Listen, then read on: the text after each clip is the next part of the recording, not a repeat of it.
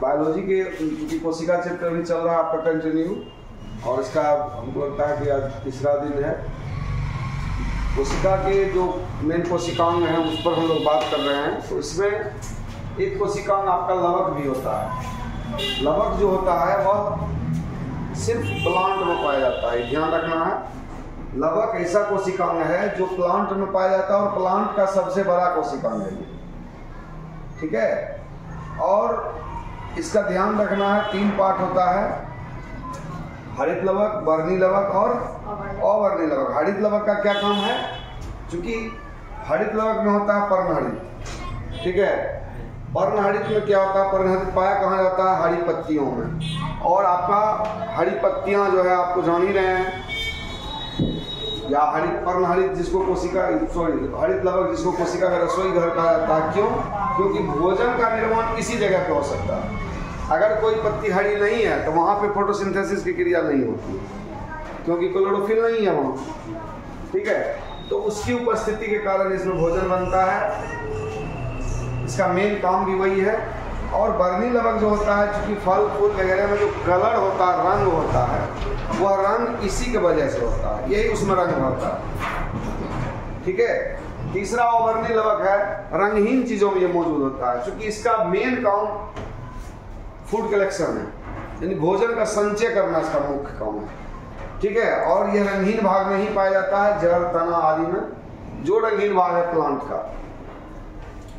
इसके बाद एक और इम्पोर्टेंट आपका कोशिकांग है अंतःप्रद्रवी जलिका, जो दोनों ही कोशिकाओं में पाया जाता है, पादप में भी और जंतु में भी। इसमें खुरदरी और चिकना 2 तरह का होता है, स्मूथ और रफ।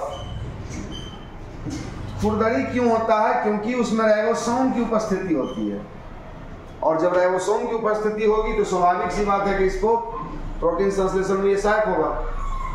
उसके बाद चिकना, चूंकि राइबोसोम नहीं है तो चिकना है, राइबोसोम है तो खुरदुरा है। चिकना जब होगा तो वसा या लिपिड का संश्लेषण ये करेगा, जबकि वो क्या करता है? प्रोटीन संश्लेषण, ठीक है। और अंतःप्रद्रवी जलिका को कोशिका का कंकाल तंत्र भी कहा जाता है, ठीक है। इंपॉर्टेंट ये सब है पार्ट्स, थोड़ा थोड़ा हम लोग देख लेते हैं सबको। अब आइए राइबोसोम, ये भी बहुत इंपॉर्टेंट चीज है। क्यों इंपॉर्टेंट चीज है?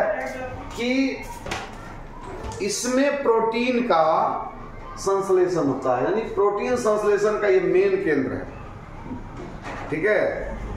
इसलिए इसको, चूंकि प्रोटीन संश्लेषण का केंद्र है, इसलिए इसको प्रोटीन का फैक्ट्री भी कहा जाता है, यानी इसमें प्रोटीन भरा पड़ा है, ठीक है। इसका खोज कौन किया था? पेलाडे 1955 में। आरएनए और प्रोटीन द्वारा निर्मित है ये। राइबोसोम में आरएनए और प्रोटीन दोनों रहता है।